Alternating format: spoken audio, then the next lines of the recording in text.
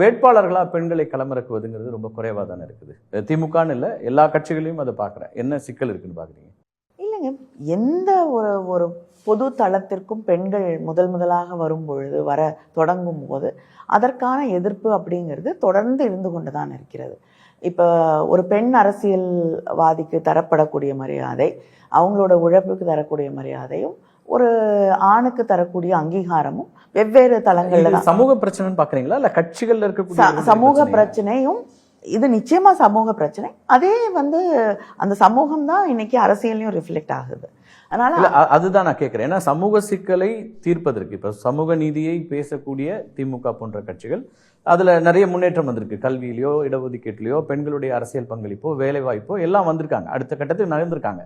ஆனா போதுமான அளவுக்கு நகர்ந்திருக்காங்க. ரொம்ப குறிப்பா அரசியல் அதிகாரம் என்பது அவர்களுக்கு கிடைச்சிருக்குதா அப்படிங்கிற அந்த கேள்வியில அப்ப அந்த வேட்பாளராக போடணுங்கிற ஒரு முன்முனைப்பு, அதை முன்னெடுப்பை திமுக ஏன் கொண்டு வர? நிச்சயமா போதுமான வாய்ப்புகள் பெண்களுக்கு தரப்படவில்லை அப்படிங்கிறது தான் உண்மை.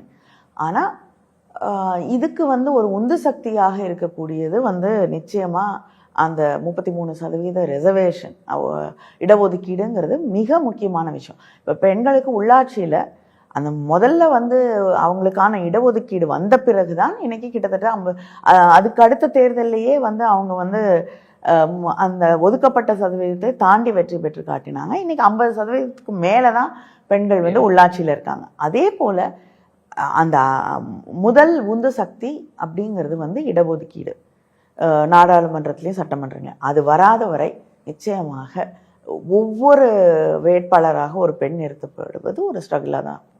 ஓகே, விரைவில் அந்த மாற்றத்தையும் தமிழ்நாடு சந்திக்குமான்னு பார்க்கலாம். ஏன்னா எல்லா மாநிலங்கள்லையும் கல்வியில சுகாதாரத்துல எல்லாத்துலேயும் முன்னேறிய மாநிலம் தமிழ்நாடுன்னு சொல்லும்போது இதுலேயும் அடையாளத்துக்கான ஒரு மாநிலமாக நிச்சயமா. ஏன்னா இந்த தேர்தலையே முதலமைச்சர் பெண்களுக்கு இன்னும் அதிகமாக வாய்ப்புகள் தர வேண்டும் என்றார்கள்.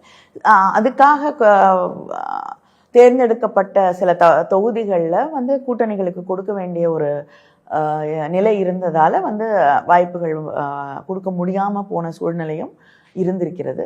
ஆனால் நிச்சயமாக அடுத்த தேர்தல்களில் வரக்கூடிய சட்டமன்ற தேர்தல்களில் நிச்சயமாக முதலமைச்சர் அதிகமாக வாய்ப்புகள்